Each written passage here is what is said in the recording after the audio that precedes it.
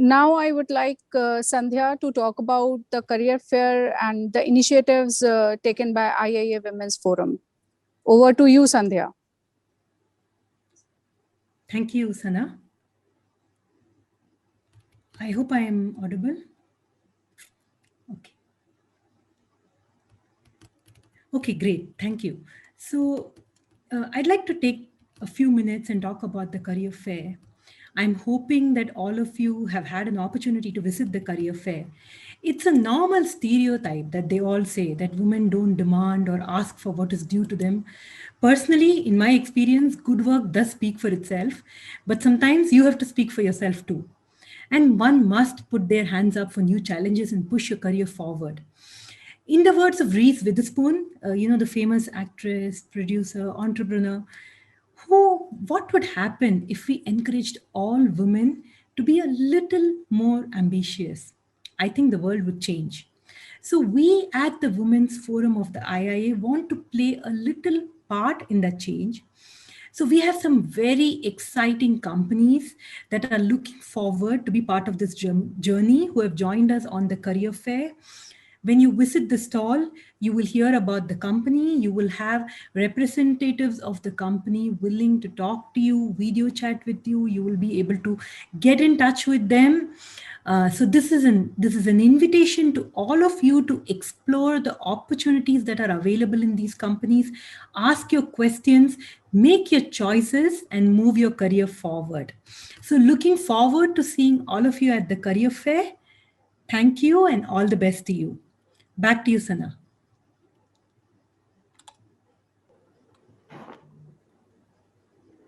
Thank you, Sandhya, for encouraging people to join the career fair. Now we have very exciting things launched by IIA, that is CIA Challenge Exam. Now I request Nikhil Kochar sir, CEO IIA India, for sharing the perspective of the challenge exam and sharing the details about the CIA challenge exam with all the participants. Over to you, Nikhil sir. Thank you, Sana, and a good afternoon to everyone. I hope you've been enjoying yourself. Our first ever women's conference, virtual conference. We are all enjoying it, and we've been hearing about their careers, about their confidence, about their competencies, about the change they are bringing about, and of course, the challenges which they faced. So, talking about challenges, I would like to talk about another challenge, which is impacting all of us. Are you in a position to see my screen? Yes, sir, we can see that. Okay, great. Thank you so much. So I am here to talk to you about the challenge exam, which has been launched by IIA Global. As you can see from the big red blurb, basically this is something which was supposed to be till the 28th of February, but we've really been getting a very, very good response, and we feel it could improve further. So we are looking at extending it till the 15th of March. I think many of you in the audience would be aware of what the challenge is all about. However, for the benefit of those who are not, let me just kind of take you through some of the frequently asked questions regarding the challenge exam. So the first question is, what is the challenge exam? Basically, and how is it different from a regular CIA exam of 3 parts? What happens is that IIA Global has shortlisted 13 qualified accounting bodies, and active members of those bodies are in a position to sit for the challenge exam. If you can clear this exam, it allows you to become a CIA in one sitting. So it is basically a condensed exam because these qualified accounting bodies have already given you training in accountancy and certain other areas. So the IIA feels that they are confident that these active members of these 13 qualified accounting bodies could very well sit for the exam and in one shot become a certified internal auditor. This is actually the first time that this is being offered in India, so it really is a big deal. We do know that the IIA has been planning on this for a long time, but all of us are really delighted that it is finally being implemented. As I mentioned to you earlier, this is only for active members of the qualified accounting bodies, and this includes, the associations and institutes of chartered accountants, in Australia, New Zealand, Canada, Hong Kong, England and Wales, Scotland, etc., multiple countries, and India as well. So active members, chartered accountants from India are also in a position to sit for this exam. And you do have to be active. You do have to be from one of those 13 qualified accounting bodies. There is some amount of proof that needs to be provided, but I don't think it's a big deal for anyone. Unfortunately, this is not available. This facility is not available to cost accountants, company secretaries, CFAs, because they are not falling into those 13 qualified bodies, which we are talking about. Can registered CIA students take this challenge exam? Unfortunately not. If you are already enrolled in the traditional three-part exam, that is something which is considered as totally distinct. However, it does not stop you from further enrolling into the CI exam and trying to clear it in one attempt. According to me, the basic beauty of the CIA challenge exam is many of us working professionals are short on time, but this is a certification which really can provide a huge step up if you have anything to do in internal auditing, governance, risk management, controls, etc., and could be a huge step up. You will, of course, also need to upload your ID. So it could be your Aadhaar card, it could be your driver's license or your passport, etc.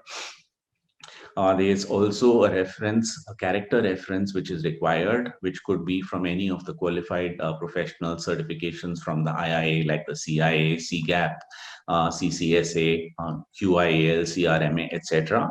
Or it could be from the applicant's supervisor. This has to be done electronically in the CCMS, which is the Certification Candidate Management System. So you should actually, if you're applying for the challenge exam, you should initiate this process as soon as possible to ensure that you do not lose out on any kind of time.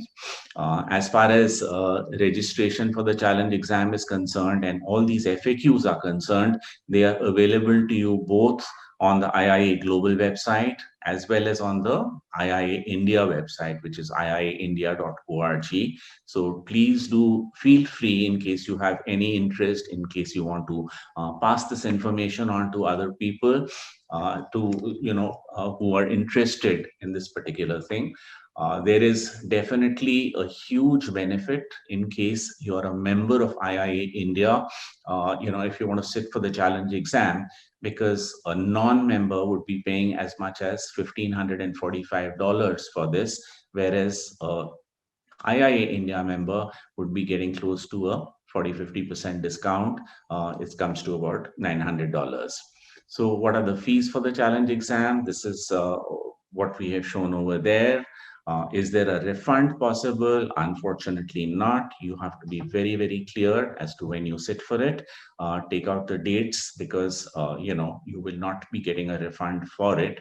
However, for some people who have felt that the window is not long enough, because we have February, March, as well as June for sitting for the exam. If you have registered for it, we have been able to convince IIA Global, and they have kindly agreed to also look at opening up a window in November and December. So you could register for the exam now. If you feel you're not prepared by June, you could sit for it later. All the details of what you need to pay, becoming a member, becoming a IIA India member, registering for the exam, all those details are available on the website. And frankly, the challenge exam costs are not really comparable with the regular three-part exam cost, because of the fact that we expect this is applicable to working people for whom time is at a premium. The second thing is that if you have registered for the CIA challenge exam, the learning and the study material is also provided as a part of the package. So actually, it's not strictly comparable. Would you be eligible for any kind of loans? To be very frank, most large corporates do offer some kind of a concession or funding for this. We've also been able to talk to Bank of Baroda, which is offering a kind of a concessional package at a fairly reasonable rate of interest as far as this is concerned. And of course, they have a lot of NBFCs which are providing, financial facilities to working professionals. So you could be looking at any of those. But the IIA directly is not involved in any of these initiatives. We are happy to to explain to you what would be the options which are available, including that available from the Bank of Baroda, for which the circular has been, I think, posted on our website. Uh, how much preparation is required? From what we've seen, they say there's about 14 hours of study material, but this is of course on the assumption that you already have your fundamentals in place and have enough experience of practicing in the internal audit and GRC space. Are there any classes for this available?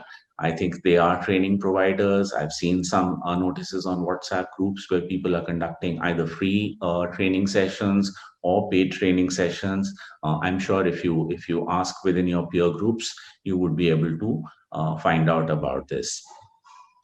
Once you've been approved into the program, that's when you will receive an email invitation for the CIA Learning Study Guide within 7 days from the IIA CIA Distribution Center with the subject line action required, your IIA online access.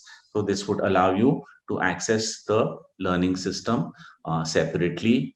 The study for the same, what is the syllabus for the same is also specified. And you can download the material, but there are some technicalities involved. According to IIA, this material can only be downloaded once, and you need to do it on an EPUB file. They do recommend that you do it on a tablet if possible. But if that is not the case, you can even do it with Adobe Digital Edition 3.0, which will allow you to view and read your EPUB file. However, the material is not supposed to be printed and is supposed to be downloaded only one time. I'm sure if someone has a problem of a crash or something, certainly we could approach IIA and try to help them out. Hopefully that situation should not arise. What are the minimum requirements for passing the exam? Well, it's never been that easy. So you do need to score 600 out of 750 possible marks. How many attempts can you take? You have 3 years once you are registered to appear for this challenge exam. But each time you retake that exam, you would have to pay a fee. So all of us would very strongly recommend that in view of the investment, you should try to clear it in your first attempt. Make sure you're adequately prepared. Whatever support you need in terms of studying, answering questions, finding out where you could learn a little more, we would be more than happy from IIA to try to help you.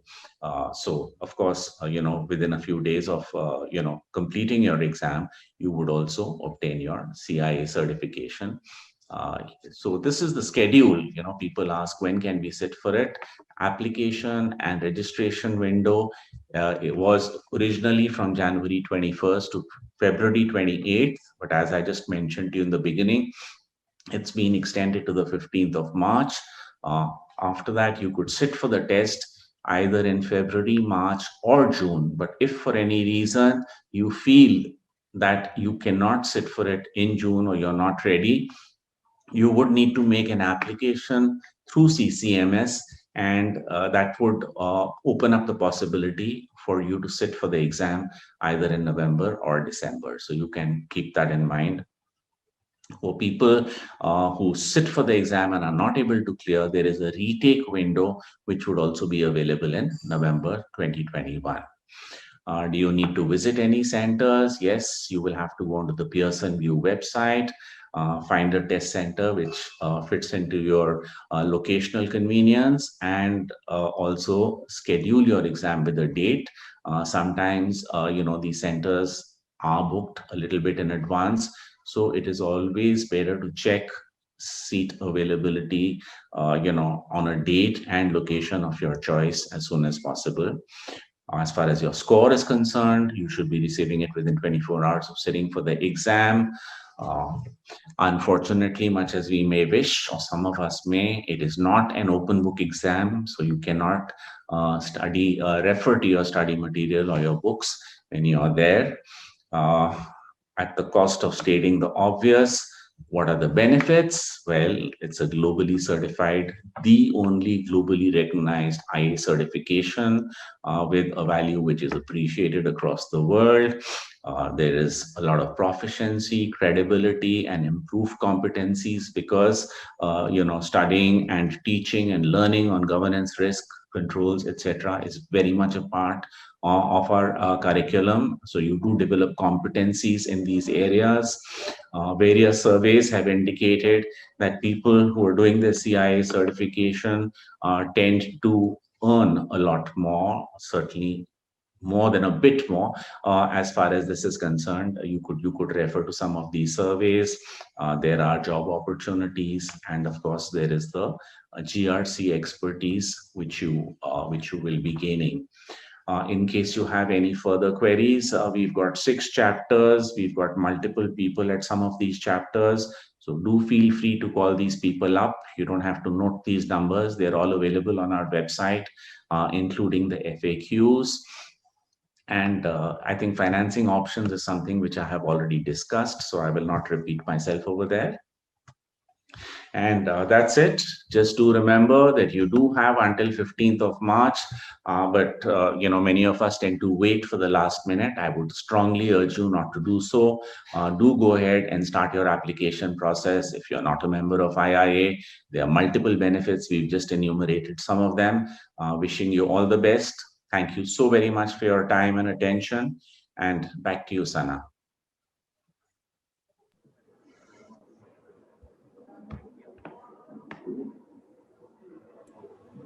Thank you so much, sir,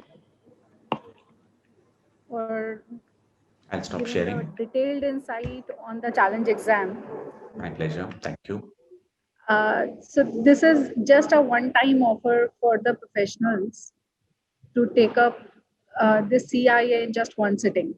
So if you miss the deadline for this 15th of March, you will not be able to apply for this challenge exam ever again.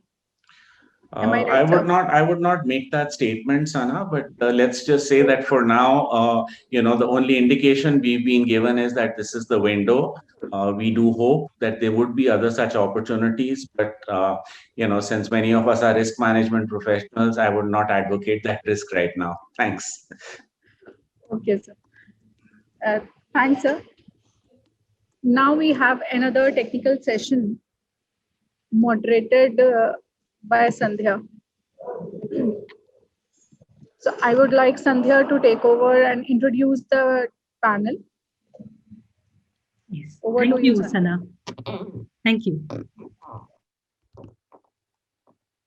Yes, we have the panel coming up. So as most of us work from home and lunch from home, I think we've all had our tasty meals. And now we're going to have a tasty dessert as a treat for the mind, with 3 phenomenal speakers sharing their thoughts on inclusive leader, emotional excellence of women in leading.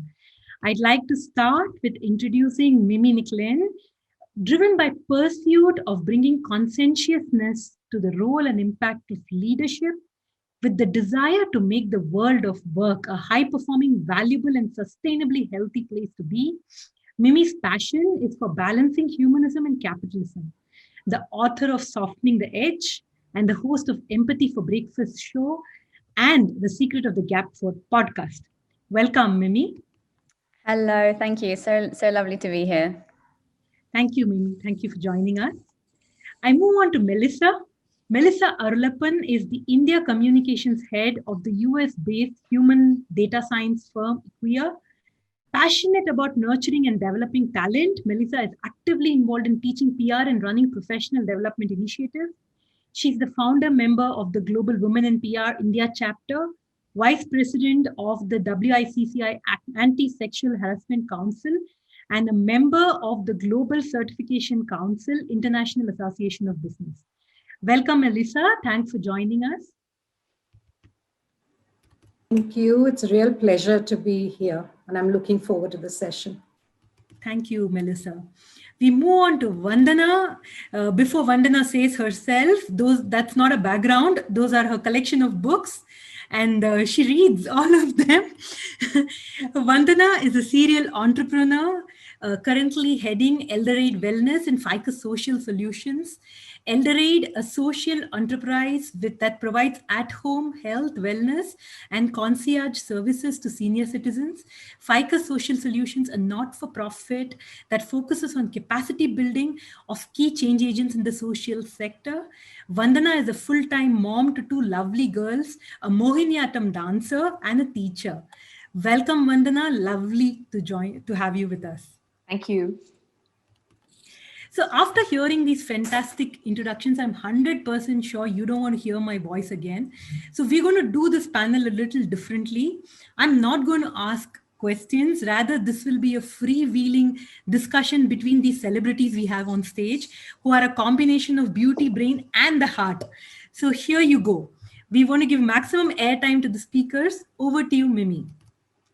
Well, thank you so much for such beautiful introductions. And as I said, I'm really excited to be here today talking about such an important topic. So as Sandhya said, I'm an author. I wrote a book called Softening the Edge, which is all about empathy in leadership and indeed empathy in our world. So I thought I would just kick off the discussion by giving you a little bit of my perspective as to why we need empathy in the world and why that is so important today. We're seeing 3 decades, so over 30 years of declining empathy levels. And the impact of that is vast in terms of social impact. So we have levels of anxiety, depression, even areas such as suicide that are increasing as we see empathy going down. Now, of course, empathy is not the only thing that has an impact on these social woes, but there is plenty of data out there today tracking how these data sets are working in the world. When it comes to the world of work, I think I was saying to the ladies when we met before this session that one of the things that I talk very passionately about is the increasing amount of people who are taking antidepressants or are suffering with anxiety for doing their day job. Now, we spend 95,000 hours at work, 5/7 of our week for most of us, and we just shouldn't be that unhappy. Work shouldn't be making us sick. We shouldn't be taking medication in order to do our jobs. So I spend a lot of my time talking about empathy, emotional intelligence in the workplace, in 3 kind of key areas. One of them is around mental health and wellness and how important that is for us to be able to perform, but also for us to be happy. The second is to talk to leadership teams about the impact of that on really hard business levers. So profit, performance, innovation, productivity, loyalty, motivation. These are all drivers that give you money, they make you money. So if people ever say to you, well, isn't that a soft skill? My instinctive answer would be no, these are hard to find and hard to create. These are anything but soft skills. And then the third thing that I talk a lot about is just the recognition that in the corporate world, we're all still human beings. We're all far more alike than we are different. And I think in our busy, crazy world, we often forget that. So that's just what I would like to say to introduce today in terms of what's going on in the world. We are seeing declining levels of empathy. We are seeing more disconnect, more loneliness, more bullying than we ever have at any other time in history. And I think, there's 15 of us on this call today. It's really in your power to make a change in that in 2021 and be one of those leaders or teammates that's actually making a difference and changing that status quo. So yeah, hopefully that's an opening introduction for our conversation today.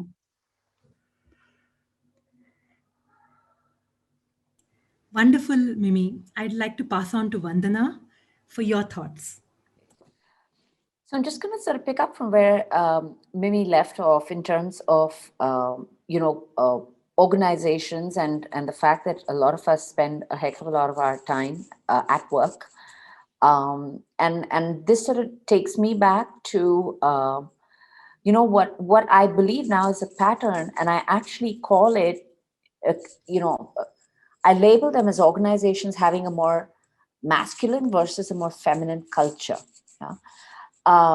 Now that's and with no disrespect meant to anybody, but I think if I go back to the first organization that I was a part of, and this was when I was a PhD student, and I was also working 20 hours at the State Literacy Center in Michigan.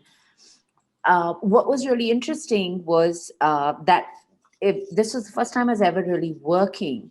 And the organization was a very small boutique organization that had 6 women. Yeah, I was the youngest.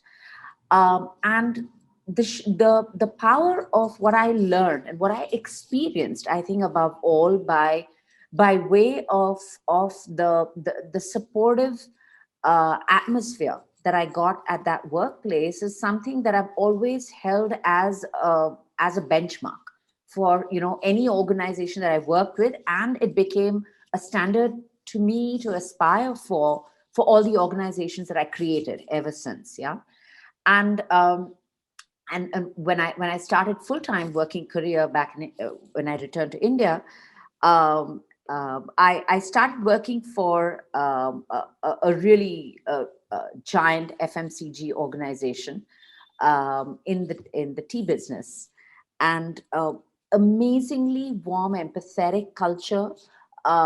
This is an organization that has paid lakhs of rupees because a worker had a heart attack, raised money for his support, and provided for his wife and family. And then that organization merged with another corporation in a similar space, and the cultures were just wildly different. And this organization, which was so warm and caring and led from the heart, I think merged with a larger entity that did not behave in that manner.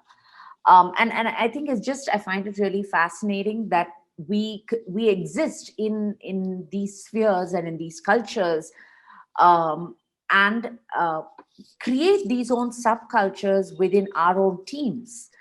And I think it's a great call out point to really reflect and say, as a leader, what am I standing for? How am I role modeling? What am I reflecting? What am I telling my team members is important, it's not important? I think all of those messages are very, very pertinent to this discussion today. So with this, I'm going to sort of hand it off to Melissa. Thanks, Vandana and Mimi. I mean, it's fascinating to listen to these stories. And I'm going to step back as well to the 3 decades that Mimi spoke of, because I started my career about 3 decades ago. And I'm really going to start with 2 anecdotes. This was not at the beginning of my career. This was somewhere midway. But I think this reflects what we've probably all been through or exposed to. And one of which was I had a large team of largely young people, both men and women in my organization. Many of them had come in from outside Bangalore, were staying as paying guests, staying in rental accommodation. And we were part of a larger group, a larger communications group. And there was some defaulting on payment by a client. So that particular month, or those 2 or 3 months, there were big challenges with paying salaries. And in conversation with my team, I realized that some of them had real issues, because if they did not pay their rents on time, and remember, these were youngsters starting out the career, so it's not like they were flushed with cash.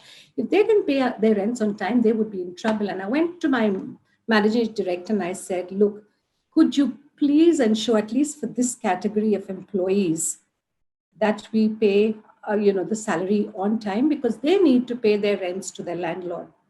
And I'll never forget what he told me. He said, Melissa, let me give you one piece of advice. Never get involved in your employees' problems. And that has stood with me right through, because through the course of my career, I realized how untrue this really is. Because unless you really reach out and understand the people you're working with, you will never be able to empathize. You will never be able to, in my opinion, be the leader that everyone looks up to. So that was one anecdote. And the second was really, again, in the same consulting organization. I had just had my baby, had come back to work after 3 months. We were working on this huge launch for a large multinational telecom company that had come into India. That was the time pagers were being launched. So we were launching their pagers and everything was going well. And, I was still feeding my baby. So at the end of work one day, I went home to feed my baby and come back to work so that we could continue with the project.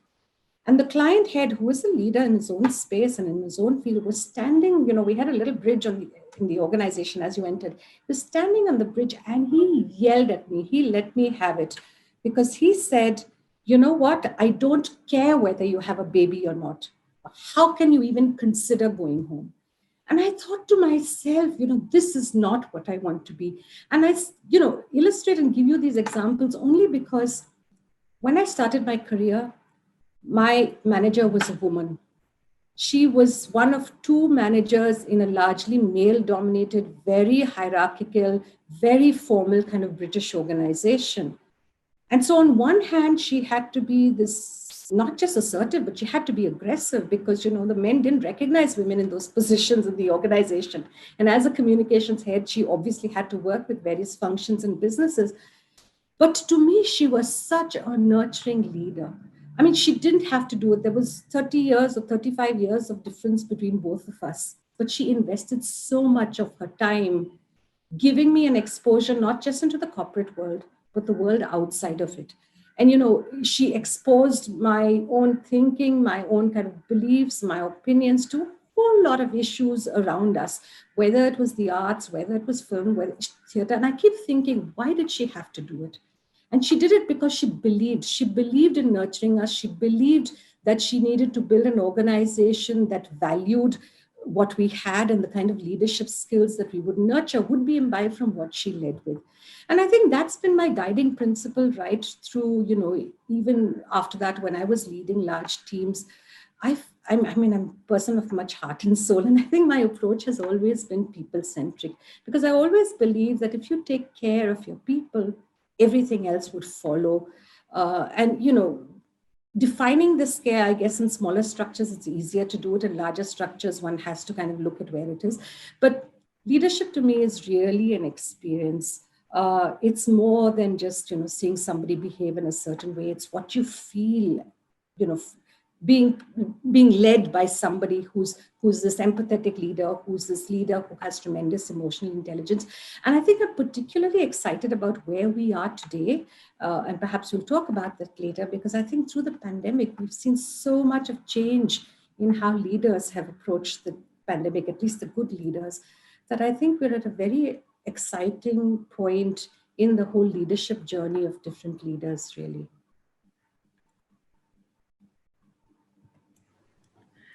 Thank you, Melissa. Thank you for those thoughts. Vandana, I'd like to hand over to you. Yeah. I think this, this whole talk of the pandemic that Melissa just brought up sort of makes me want to share some of our own lived experiences at Eldoret, which is the organization, one of two organizations I head. And I think so much of the organization's culture at Eldoret has necessarily become and been always warm, empathetic, and compassionate because of who I serve. I serve elders. I serve senior citizens. Yeah.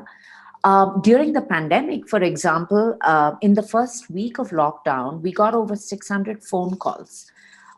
Children in a panic, calling from the US or from other parts of the world, parents in a flap, they don't know what to do. I mean, there was one really such a sad situation of this lady whose battery had run out on her hearing aid, lived alone, has dementia, and the neighbor was calling me in a panic saying, can you find me that battery somehow?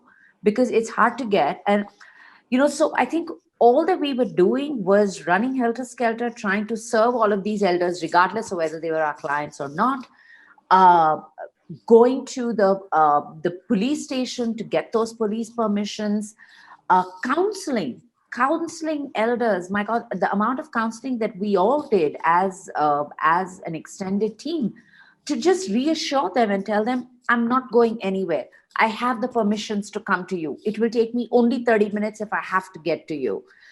There's not going to be a crisis. Take your medicines regularly. I mean, there was so much of that we were doing. And And this, quite honestly, would not have been possible for me if I did not have the kind of team that I do. And I have to point out that in the core team of 6 of us, there are only 2 of us who are women. The other 4 of the central team are all men. Yeah. And 3 of them are young men at that. And the levels of compassion that they display is incredible. When I began Elderade, I went down the usual path, so I said, I'm going to hire people who have masters in social work to be my care managers and so on. All of that very quickly fell by the wayside because I realized that in my business, your qualifications mean nothing to me. What matters is what's the heart you have inside of you. Are you a compassionate human being? Are you an empathetic human being? Are you a patient human being? Yeah. And this became a very, very strong hiring factor for me. So when I interview people actually for Elderade, I want to know who are the elders in your life who matter. I want to know what are your lived experiences with caregiving. One of my most successful care managers gave up college because his father, he came from a humble background. Father was a mason. Father had an accident and was paralyzed. And so this young lad gave up his education to take care of the family and to caregive for his father. He finished his education actually after joining Elderade. To me, that's a slam dunk. Someone who shows that kind of heart and that kind of maturity at the age of 19, I'd be the loser if I did not have him or her on my team. So I think a lot of it is about how do you consciously work at bringing that into your organization, and then how do you nurture it, right? What are we doing as leaders to keep it there, to keep that empathy quotient? Because here's the other thing: in my business, for example, which is caregiving, it's exhausting. Yeah, and these are young men and women who are running around the city providing caregiving to elders who have, as you can well imagine, a whole set of anxieties and worries and issues. And so what am I doing as a leader to ensure that my people are feeling nurtured? I love that word that Melissa used. How am I nurturing my people so that they are going out there and being the best, most compassionate version of themselves every single day? And I think that's my challenge as a leader. Fantastic insight. I'd go back to Melissa to amplify her previous point a little more. Back to you, Melissa. Yeah, talking about the pandemic, and I think, Sandhya, what we've seen is, I've really been, a lot of people have really thought it was the worst time of their lives. To me, I think it was some of the best times because I saw so much of change, so much of good coming out of it, so much for us to think about. And I think the pandemic did many different things to us. First of all, if you go back to March last year, there was uncertainty, there was fear, there was sorrow, but it was also an equalizer. COVID-19 did not kind of distinguish between the haves and the have-not. Everybody was equally vulnerable. And I think there was that sense crept into organizations. Also the sense that whatever we did, we had to do it together. We needed collective support. We needed collective common sense.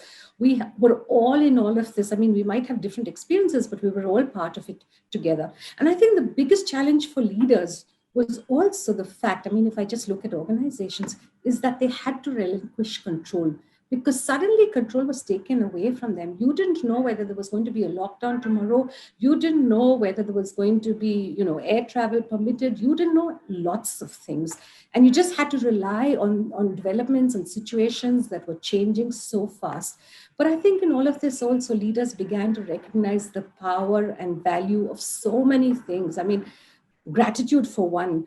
I know our leader, and I, because I work with him on communication, I know the number of times that he's expressed this gratitude in so many different ways to employees, and he really feels it from the heart because he saw all of this come together during this time. And you also saw people, I think for the first time, perhaps, everyone saw their colleagues as more than just colleagues. They were suddenly in the people's homes, right? Their colleagues' homes because of Zoom, because of whatever. And I think that gave us a tremendous window into the worlds of worlds of the people that we work with. And I think that also changed, the way leaders kind of addressed employees, the way leaders kind of accepted and embraced employees, because suddenly you realize that there was an employee working out of a small one-room tenement somewhere. You suddenly realize that there was somebody, working in a very crowded home. And I think it brought out different aspects of the emotional quotient in all our leaders that we saw. And we saw styles that were empathetic, honest, caring. People were front and center. But I also want to touch on two or three other things that I think were extremely important during this time of this pandemic, and I believe are important going forward, is that language mattered. It was so important, particularly for me as a communicator, when I was writing communication for my leaders, to also be very wary of the kind of language I used when I communicated. I'll just give you an example. You couldn't wish everyone happy Diwali because you had no clue what circumstances people were in and how many of them were really enjoying Diwali and how many of them were not able to celebrate Diwali because they had somebody in hospital or somebody who had lost someone. So I think those kind of things, I go back to Jacinda Ardern, the New Zealand Prime Minister, who talked about, she said, when she made her first address to her country, she told her people, she said, please be strong, be kind, and unite against COVID-19. And I think that has been used as a very powerful example of the power of communications. The second thing was also visuals. I think visuals mattered. And I think leaders need to understand too that, emotional intelligence is not just about what you write, what you say, but it's also how you are portrayed in wherever it is in the media. And I'll give you two small examples. I remember seeing people who were, even during the lockdown, perhaps going, doing a meeting with the minister or doing a meeting somewhere else without a mask. Now, what is the kind of message you as a leader are sending out to your organization when you're talking to people and you're saying, it's very important we all come together. It's very important that we practice safety and hygiene, but I'm not wearing a mask when I should be wearing a mask. What's the kind of message that you're sending out? The thing is, I remember somebody doing a story, a large corporate doing a story where they was, this. You remember, a lot of people were also letting go of employees. And there was this organization that was saying, we're going to hold on to our employees. We're not letting go of any. And there was this MD's picture in the paper with him smiling from one end to the other. And I said, that's not the picture people want to see. So many are losing their jobs. It doesn't comfort them to see a smiling MD of some other organization. And I remember writing to the communications head of that organization. And I said, just one piece of advice, when you're doing these stories, make sure they don't use stock shots. Send them the photographs that you want them to send. I'm not saying he has to be, sorrowful and whatever, but certainly not this happy, big, broad smile in an era of uncertainty and unpredictability. But I'm very hopeful. I do believe that we'll have a lot going forward. And I think we'll see a lot more emotional intelligence coming into play in leadership styles, taking lessons from the pandemic and taking lessons from the fact that we have to address a lot of other issues in the environment, whether that's climate change, whether that's social issues, etc. Beautiful, beautiful insights, Melissa. Mimi, I'd hand over to you. Yeah, such a fascinating conversation. And I think, it's so great to hear so many familiar stories, when I'm not sitting in India today, and yet I have stories that are so similar to what Melissa and Vandana have also shared, so there is definitely a really positive horizon out there. And there are plenty of leaders who have led through this pandemic with excellence, with compassion, with empathy, with care for their people. And of course, the media loves to hype up all the terrible ones because people love to read a bad news story. But, there are people that have really taken this on as a call to do things differently. And one of the things I like to talk about is bringing soul to your role. And I think that's a really good way of summing up what both the ladies were talking about then, which is not just turning up to do your work, but turning up to make a difference, to really actually impact the people that are there. Because in the end, they are all you have. Even if you run a factory that produces a product, a physical thing, it is your people that are going to get you there. And even as we move into a machinization world where we have more and more AI doing all those things for us, it is fundamentally our human beings that are going to bring our creativity and our innovation, our edge to our industry and to our market. So I think much of what Vandana was saying, obviously your work is in a very sort of compassionate space with the elderly and it's very caring. But I think so many of those principles for people listening today can be taken into whatever they're doing. And that tends to be a barrier for people they say, well, I work in a really hard industry, and it's all very well that you ladies talk about that, but A, you're already senior, so you call the shots, and B, you're working in perhaps, industries that are more open to that. And can I take these learnings into my industry, perhaps that's maybe a sharper edged organization? And I always like to encourage people that yes, you can, because change really does start with you. And whilst culture starts at the top, in your own microcosms, your teams, the people you surround yourself with, the people you're working with every day, you can make a massive difference. And the great thing about empathy is that it's contagious. So, and that's from a neuroscience point of view. So subconsciously, if you empathize with others, they will empathize with you. It might take a little time with some of the really tough nuts, but you can make a change. You can bring people around to wanting to understand more. And I always say that the more we talk about empathy, the more empathy the world will have. So the more we talk about these themes, about being connected, about understanding each other, about saying no to ridiculous occasions, for example, with Melissa's story, which was obviously a few years ago, but when the man shouted at her for going to feed her baby, people are just not going to stand for it anymore.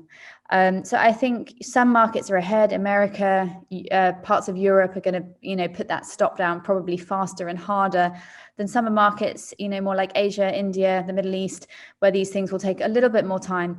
But even so, there is now, especially due to COVID, there is a non-acceptance of those behaviors. We've had nearly a year at home. People have had time to reassess what they want out of life, what is acceptable and what isn't.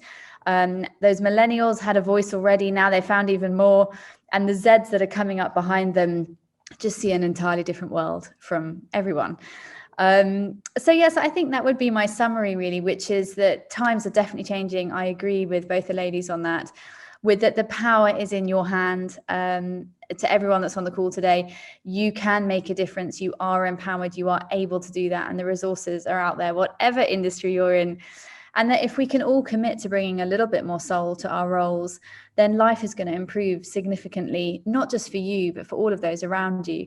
Because at the end of the day, your own self-empathy is what fuels all the empathy for everybody else in your environment. So yeah, I mean, just such a fantastic conversation. Sandhya, I know we're going to take some questions, but I could talk about it forever.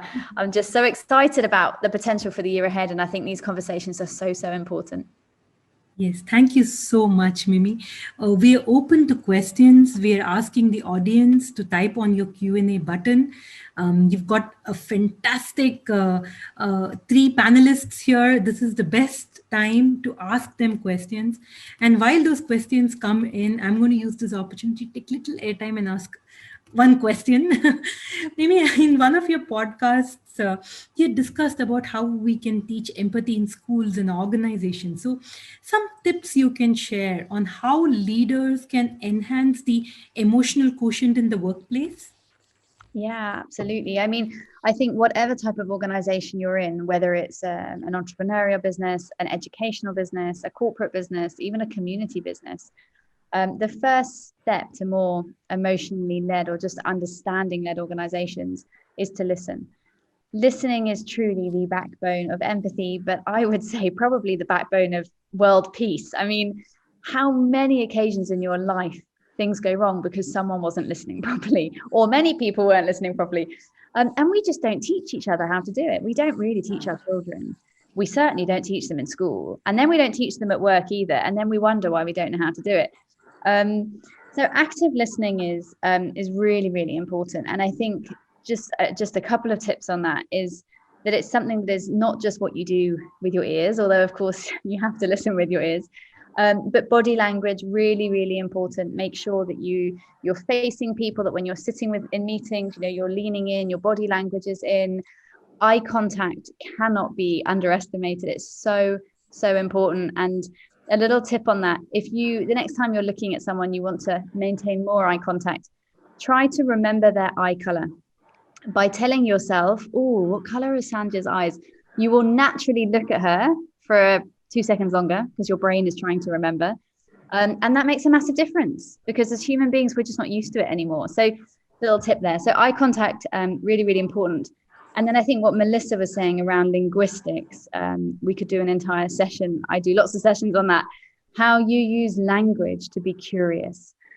Because fundamentally, curiosity is at the core of all understanding. If you don't ask questions, tell me how you got here today. Why do you think that? Why is your opinion? What led you to that? Why do you think we should do it? Whatever. These are good questions, you know, and I know many of us were brought up with parents that said, you know, don't ask questions, it's rude. But it's not rude, it's the way that we learn.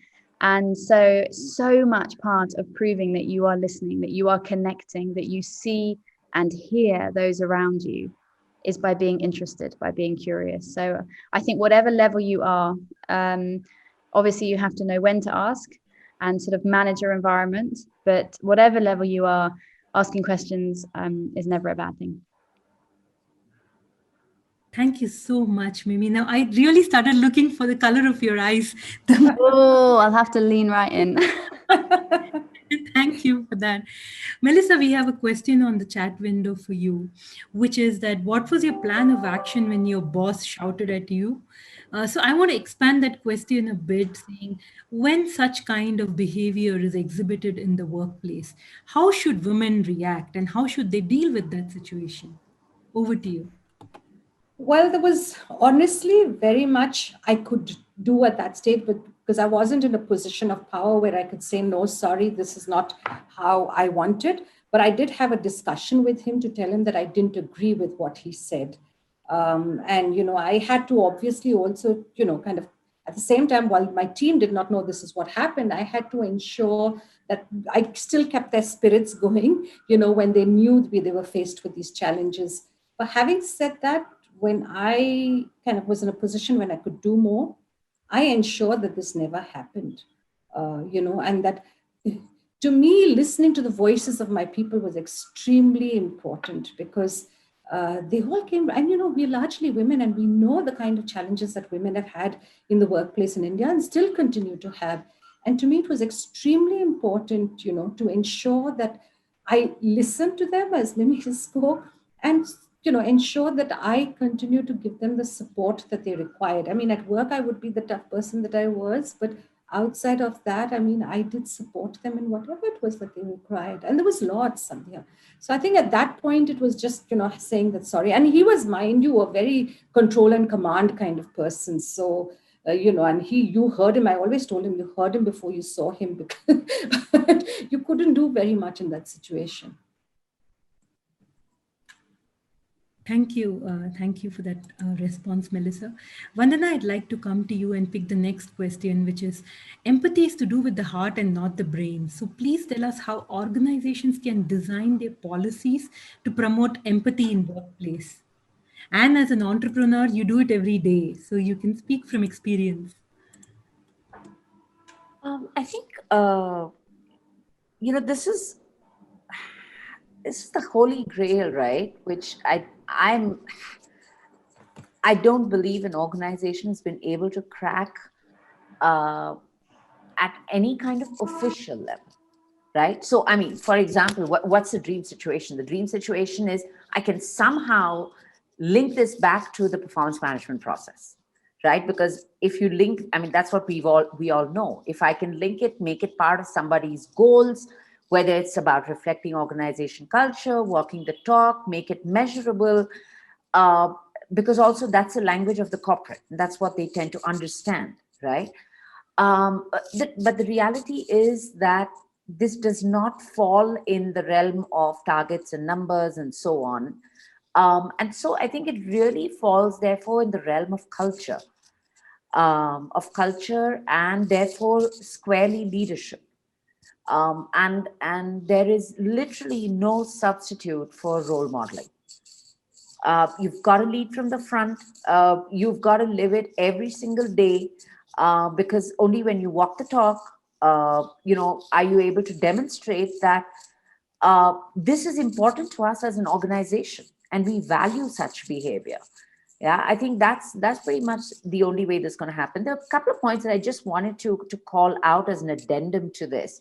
One was, it struck me when Melissa was making her point about her boss in the current organization. One thing that I do want to call out is emotional intelligence is not the stronghold of women. Men can be equally emotionally intelligent and sensitive. And I vouch for that. My co-founder at Elderate has way higher, emotional intelligence quotient than perhaps even I do. Yeah, so I think it's one of those common notions which I think sometimes makes us unfair towards the other gender. Something I did want to call out. I think the second thing that I do want to talk about very quickly is, as we're talking about empathy and emotional intelligence and compassion and all of that, the one piece that I do want to call out is how much of that are you demonstrating towards yourself? And it is extremely important, because if you're not taking care of yourself, if you are not being kind and empathetic with yourself, if you're not recognizing when you need a break, all of us have had very difficult lives juggling multiple priorities while being at home over the past year. So I think also closely woven into this whole stream for me is self-care, self-attention, and being watchful for watching out for yourself. Because if I'm good for others. Fantastic, fantastic. We will take one more question, Mimi.